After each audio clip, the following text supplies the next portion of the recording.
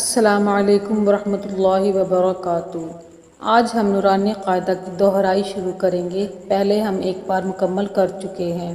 Number 1، حروف مفردات یعنی وہ حروف جو جدا جدا لکھے اور پڑھے جاتے ہیں۔ اس تختی کے اندر کل حروف 29 ہیں۔ 6 حروف ادغام ہیں، یا، واو، میم، لام، واو، نون۔ 6 حروف حلقی ہیں، حمزہ، ہا، عین، حا، غین، خا۔ 1 حرف اقلاب ہے، با۔ 15 حروف اخفا ہیں، تا، ثا، جیم، دال، ذال، زا، سین، شین، صاد، ضاد، طا، ظا، فا، قاف، کاف۔ ان کی تفصیل انشاءاللہ ہم آگے پڑھیں گے۔ بسم اللہ الرحمن الرحیم۔ الف، با، با۔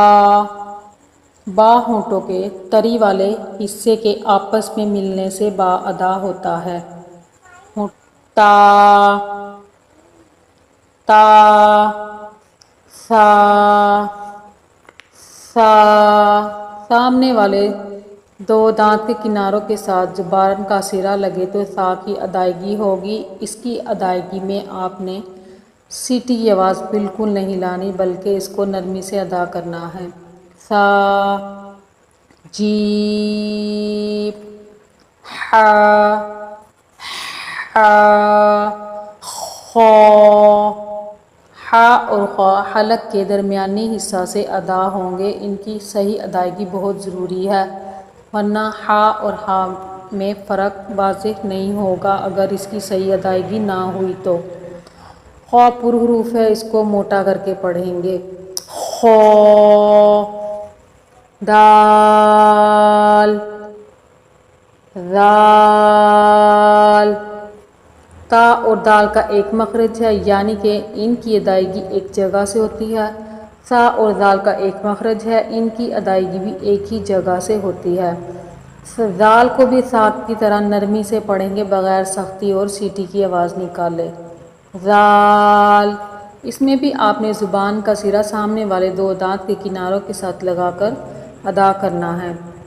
ذال، را، را بھی پر حروف ہے، اس کو بھی موٹا کر کے پڑھیں گے۔ را، را۔ زا، زا۔ زا کو تھوڑا سختی کے ساتھ پڑھیں گے اور لمبا کرنا ہے 1 الف کے برابر۔ اس کو آپ نے جھٹکا نہیں دینا، کچھ بچے ایسے پڑھتے ہیں زا، ایسے جھٹکا نہیں دینا، لمبا کرنا ہے 1 الف کے برابر۔ زا، سین۔ اب زا اور سین کا بھی ایک ہی مخرج ہے تقریباً۔ سین میں آپ نے سیٹی کی آواز نکالنی ہے اور تھوڑا سختی سے پڑھنا ہے، اس کو تھا کی طرح نرمی سے نہیں پڑھیں گے۔ سین، شین، صاد۔ صاد پر حروف ہے، اس کو موٹا کر کے پڑھیں گے۔ صاد، سیٹی کی آواز نکالتے ہوئے اس کو موٹا کر کے لے کے جانا ہے اور دال کے اینڈ، اس کے اینڈ پہ جو دال ہے اس کو تھوڑا سا ہلا کر کلکلا کر کے پڑھنا ہے۔ صاد، ضاد۔ یہ دونوں حروف پر بھی ہیں، یہ موٹا کر کے بھی پڑھے جائیں گے، یہ موٹے حروف ہیں۔ طا، ظا۔ طا اور ظا بھی موٹے حروف ہیں، یہ بھی پر کر کے پڑھے جائیں گے۔ طا، ظا، عین۔ عین بھی حا کی طرح حلق کے درمیانی حصہ سے ادا ہوگا۔ عین، عین۔ غین، غین۔ غین اور خا کا مخرج بھی ایک ہی ہے اور یہ پر بھی ہے، خا کی طرح موٹا کر کے بھی پڑھا جائے گا۔ فا، قاف۔ قاف بھی پر حروف ہے، یہ بھی موٹا کر کے پڑھا جائے گا۔ قاف، اس کی ادائیگی بھی صحیح کرنی ضروری ہے۔ کاف، یہ باریک کاف ہے۔ لام،